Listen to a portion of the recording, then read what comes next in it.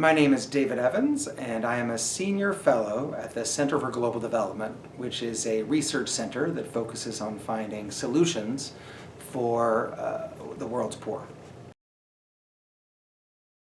So when I was a teenager, I started noticing poverty around me. I volunteered at a homeless shelter near my home in Los Angeles.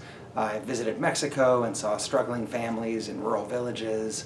And then I had a high school economics teacher who taught me that economics could be a tool for helping the world's poorest, most vulnerable families to exit poverty and thrive.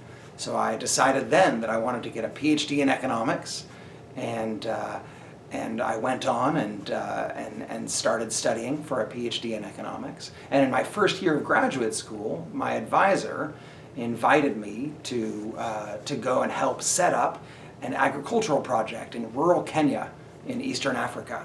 And so the idea was to help farmers figure out the best ways to improve their crops so that they could earn more money.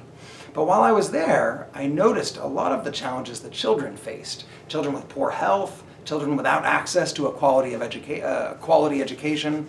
And so I decided that I was going to focus my work and my career on helping children in the poorest parts of the world access education and healthcare and a safety net so that they're safe from disasters and challenges. Over the course of my graduate school work, I did a lot of work in rural Kenya trying to help understand the problems that children face and what some of the solutions might be. After I finished graduate school, I spent 2 years at a research center, a research think tank. And then I got an opportunity to work at the World Bank, which is the world's largest development institution, helping different African governments set up education programs and test whether those programs were improving the quality of education in their countries. So I spent time working in Sierra Leone and Tanzania and the Gambia, helping governments working with that. And then the World Bank sent me over to work on managing education projects in Brazil. So working with different states in Brazil to help them improve the quality of their education systems and manage these projects. So over the course of a decade, I spent time working all over Africa and Latin America, trying to understand and improve health systems and education systems. Eventually, I realized I had so many questions that I wanted to research and try to come up with answers to help improve education and health policy, that I wasn't finding quite enough time to do that at the World Bank. So I moved to the Center for Global Development, which is a research center where I can dedicate all of my time to both doing research and then trying to use that research to improve the quality of welfare and health and education systems around the world. The best part of my work is that I get to meet inspiring policymakers and other workers all over the world who are trying to improve their countries. And so I've worked with passionate education experts in the Gambia, and I've worked with local government experts in Tanzania, and early child development advocates in Mexico, and health workers in Nigeria. And in each of these countries, I see people who are fighting to improve their country, and then I get a chance to provide them a little bit of support, to give them a little bit of help figuring out what might be the next step. Obviously, they're the experts on their country, but I come with a little bit of global experience and can offer them some support. And just to be a part of that process of these passionate leaders trying to help their countries is more inspiring than anything I can imagine. My job is to document problems and to identify solutions.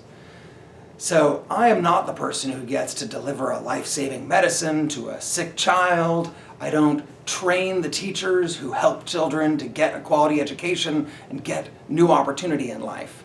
I have an indirect role, which is I'm trying to influence the policymakers in countries and the development partners outside of countries to improve these policies. Now, the upside of that, of course, is that if I'm successful in improving these policies, there's a large influence across more children than I could ever affect directly. But that said, I'm not the person who actually gets that immediate gratification of seeing the child's life improve immediately. It's worth the trade-off.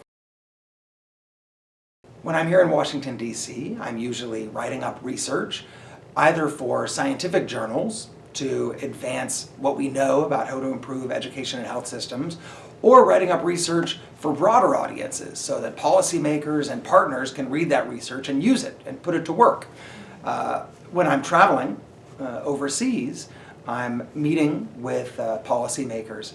So for example, about a month ago, I was in Mozambique in southern Africa, and I met with the people who run their education systems, who run their teacher training systems, and we had discussions about how they could improve their teachers and their policies around teaching to make sure that children get a better education.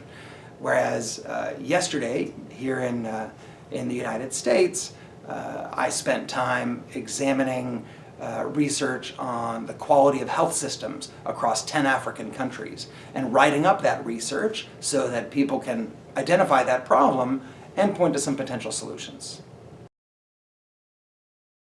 In the last couple of years, I have presented to education policymakers in Chile and health policymakers in Nigeria and education leaders in Mozambique and early child development experts in Brazil. And so I have a somewhat unique opportunity to interact with people from all over the world and learn from them, and then share what I learn with people in other countries of the world so that they can improve the quality of life for their people. For students who are interested in pursuing a career in international development, one of the key things is to find opportunities to work in developing countries and get exposure, and then find out where's the area where you might most be able to contribute. And so my area has been in doing research and then communicating that research and discussing policies with policymakers. But there are a lot of different ways that people contribute in international development. And so there are entrepreneurs who are setting up businesses that create jobs in low and middle income countries. There are lawyers that help strengthen legal systems. There are professors who focus entirely on the research aspect. There are people who work at nonprofits and non-government organizations who go and actually run schools and run health clinics. And so the key is to find an area where you can both be passionate and also offer some skills that will really make a difference. And once you find that place, then you can continue to build those skills and pursue that work. Thanks for watching that video. For more content on international business, go to internationalhub.org.